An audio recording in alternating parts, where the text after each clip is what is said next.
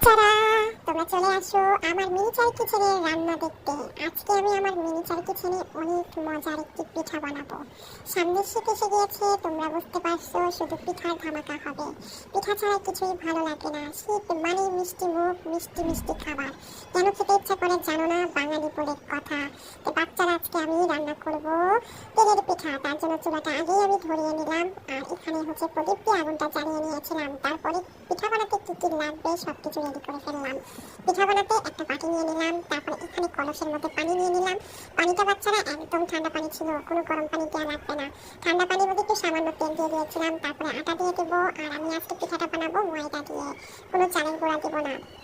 এক এক করে চালের গুঁড়ো দেওয়ার পরে সামান্য লবণ দিলাম স্বাদ মতো, মিষ্টিও দিলাম স্বাদ মতো। তোমরা যে যেমন মিষ্টি খেতে চাও ঠিক তেমনই দিবা। দিয়ে এটাকে ভালোভাবে গুলাতে হবে, ভালোভাবে গুলিয়ে বেশ কিছুক্ষণ ধরে রেখে দিতে হবে। রেখে দেওয়ার পর এদিকে একটু দেখো চুলা আগুনটা, মানে তেলটা ভালোভাবে কেটে গিয়েছে কিনা। যদি তেলটা ভালোভাবে হয়ে যায় তাহলে তোমরা দিতে পারো।